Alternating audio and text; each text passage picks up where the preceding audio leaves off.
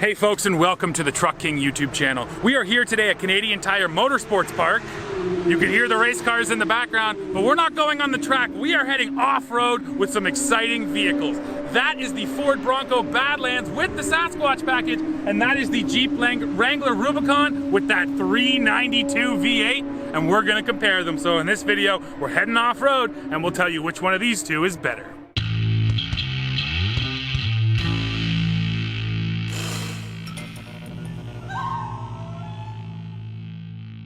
Okay folks, it's gonna be a fun day out here in a Bronco and a Wrangler, but I first have to give you a little bit more of an explanation.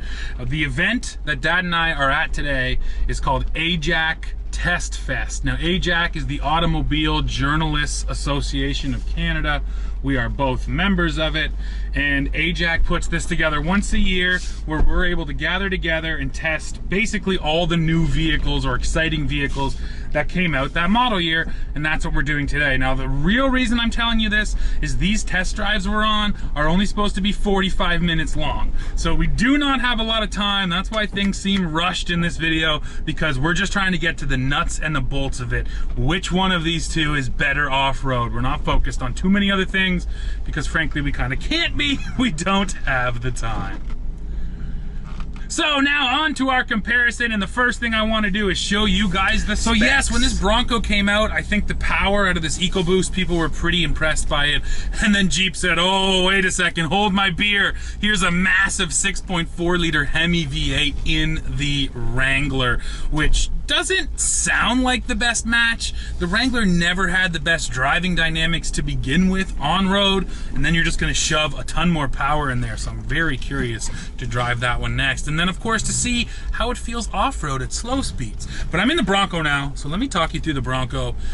First things first, excellent seating position, nice and high, great sight lines. I love these front corners on the hood of the Bronco. Not only are they functional if you want to tie down a canoe or a kayak, they just give you a really great sense for where those front corners actually are. And yeah, like I said, just the feeling of this vehicle is that it belongs here on the off-road course. So we're coming up to a nice little hill climb here. I have it in 4 high with nothing locked up right now. And the Wrangler's crawling up in front of me. Let's see, oh, he's spinning. Yeah, he's got to lock up. This hill is a really good test for that, because if you're not locked up, here, and I can show you, I got my big cam here.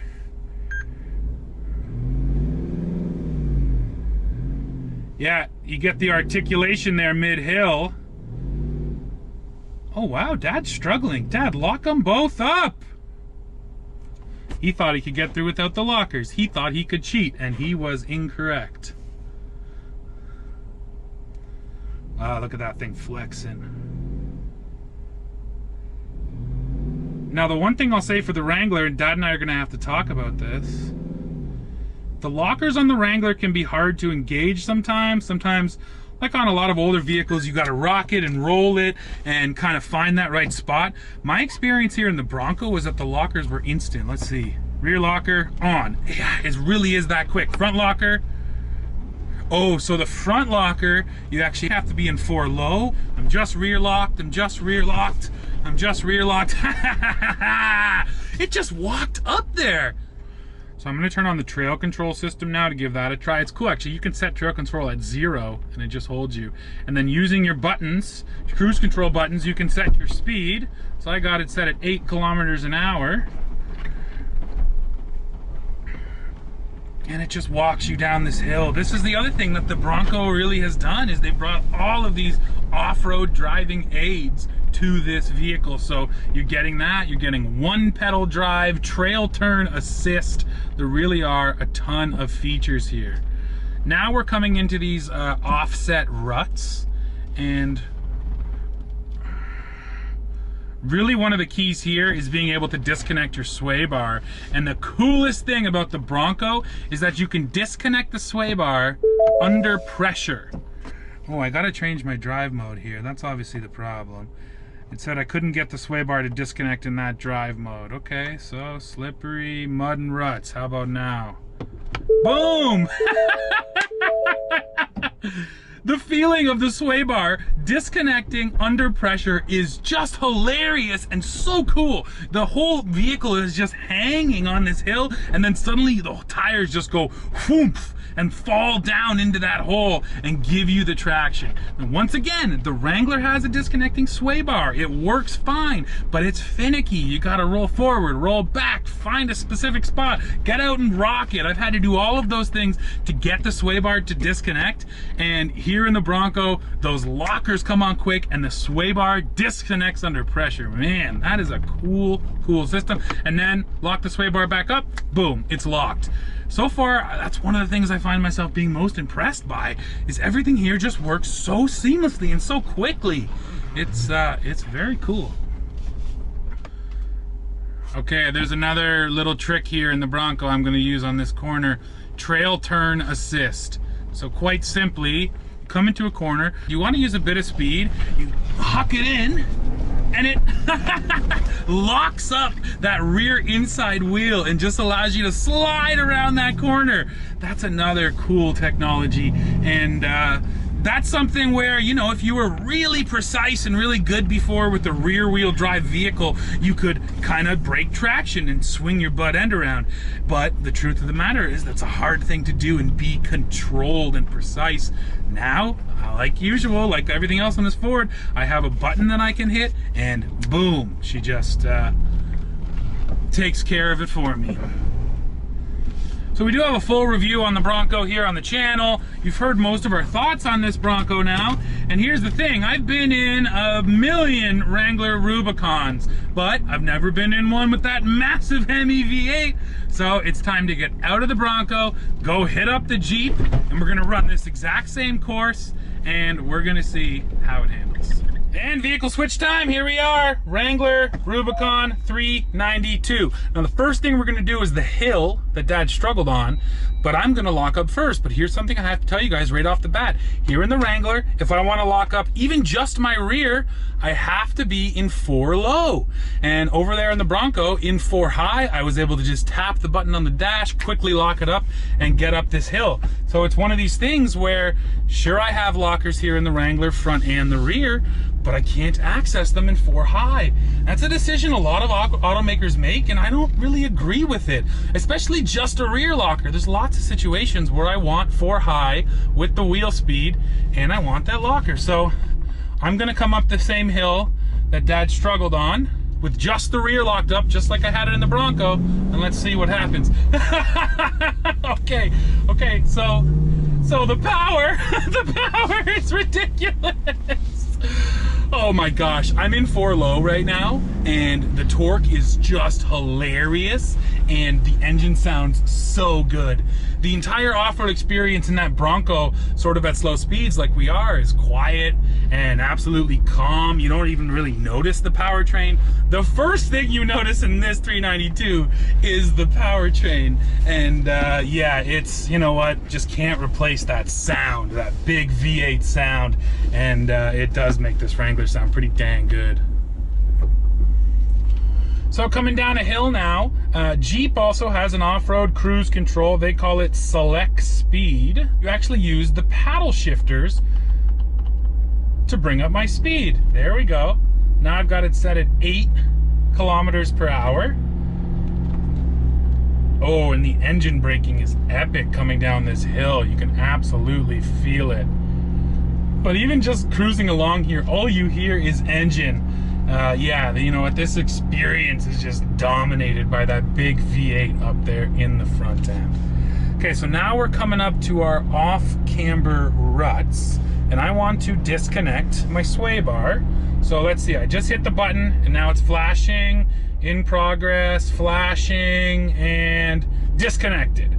So if it is to be believed how long that took, yeah, it's just longer here in the Wrangler. Now that wasn't finicky at all, but definitely takes a beat as compared to that Bronco. Now I'm just gonna creep through here and let's see how this feels. Wow, interesting.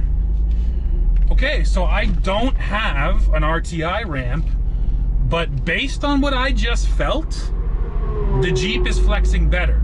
even with the sway bar disconnected, and I have them disconnected in both, the Bronco, I had more of that side-to-side action. The Wrangler coming through there felt absolutely flat. And I don't know if that's just because it flexes more, or if that's because it has that solid front axle still, as compared to the Bronco's independent front suspension. But either way, yeah, I don't know the numbers. Like I said, I'll have to look them up for you. But based on what I just felt, the flex here in the Wrangler was better. Coming up to the corner now, where I used trail turn assist in the Bronco, which of course drags that inner wheel to help you turn. Now, one of the reasons the Wrangler's always been great off-road is because of how small it is and how tight and how well it fits in trails. So I don't have that here, but let's just see how it turns. Yeah, I mean, it turns well. It certainly doesn't feel big out here or anything. So that's one of those things where that feature on the Bronco is kind of cool. It's a fun gimmick. It is fun to use, and that's important as well. I'm not sure how often it's really gonna like save your bacon though, if you're in a situation where you just can't make a corner in other vehicles, and it will. But you know what, at the end of the day, I think if those features are fun to use and intuitive, that's maybe the most important thing, and the trail turn assist definitely is that. And this Jeep does have some nice off-road cameras as well. You got the rear cam, and then you can access that forward-facing camera. So we're done on the off-road course now, and admittedly it was a short course. Like I said, I have to work within the parameters of the event today. My big takeaway, honestly, these two vehicles feel so similar. Getting out of the Bronco, getting into the Wrangler, it's so obvious that those Ford engineers, they bought a ton of Wranglers and benchmarked them. And so the result is a vehicle that feels a whole heck of a lot like a Wrangler off-road. And now, if you straight up have to pick one to be better off-road, man, it's a tough choice. I think I'd still probably take the Jeep Wrangler. The other thing I have to mention is that new Extreme Recon package that allows you to get 35-inch tires on your Wrangler straight out of the factory. Of course, our Bronco up there today does have the 35s, but the Jeep only has little 33s. So yes, there's an even more off-road option you can get from Jeep. All that being said, I just can't help the feeling that yes, if you're still a dedicated, hardcore off-road guy or lady, you probably lean towards the Wrangler. But let's be honest, it's all about the rounded look of the vehicle. We don't just off-road, we drive them on-road a heck of a lot more. So now I'm gonna go do a couple quick loops on-road, and then we'll come to a full conclusion. All right, now we're on-road here in the Wrangler 392. And the first thing I'll say is off-road, my conclusion was that these two are super similar.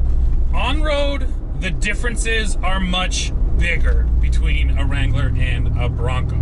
So talking about the Bronco first, the biggest deal in the Ford, independent front suspension. And they knew that. They drove a lot of Wranglers when they were developing it, and they obviously decided going for the IFS was a little bit of, giving up some off-road ability, but you get the on-road comfort that the Wrangler just doesn't have. The Wrangler loves to wander all over the road, and it's a very busy driving experience. The Ford Bronco on-road is just smooth and quiet. So just on-road NVH, if you're never going off-road, you probably want to get the Bronco.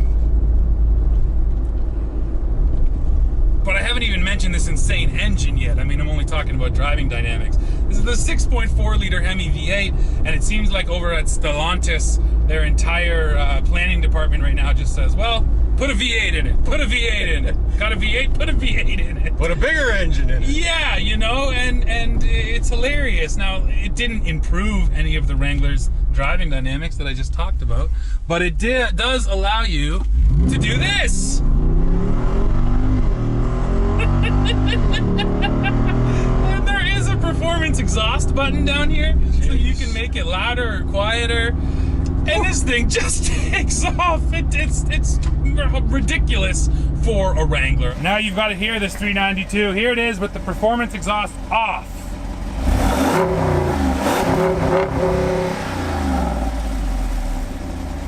Now on. Turn it up.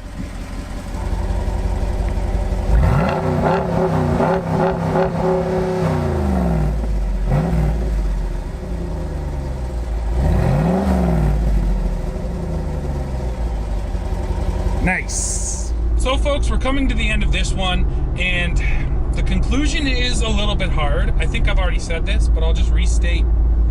If off-roading is your #1 concern, and you want the best off-road vehicle you can buy, I still lean towards the Wrangler. I think the sight lines are a little bit better. It has a little bit of a smaller feeling to it. The front axle, you get better articulation out of it. Now, is it a huge difference? No, it is not, but it is there. Now, though, on the flip side, if you're driving on-road, you want to get that Bronco because it's so much better sorted on-road. And then off-road, it's amazing, and it has all those fun technologies. This is such a hard one to actually call.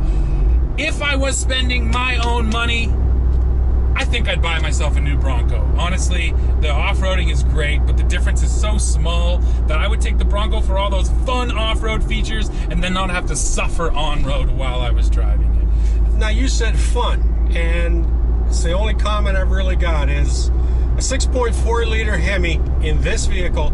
Now that's fun. And there's nothing wrong with spending your money on fun. Yeah, fair enough. And you know what? That's a good overall takeaway. They're both fun. All those off-road features on the Ford, that dig feature, it's so fun to use. And I think maybe, Dad, our conclusion here is we are thankful that both of these vehicles exist. Thank you to the Wrangler for keeping the Bronco dream alive and forcing Ford to bring it back. And yeah, if you're interested, you got to go check these out. Thanks to Ford for keeping Jeep on their toes. There you go. So folks, that's the end of this one. Now please go down in the comments, let us know what you think of these two vehicles and which one you would buy. As always, while you're down there, don't forget to hit like, hit subscribe, hit join to become a member of the Truck King channel, and then come right back here to see what we're testing next. See ya.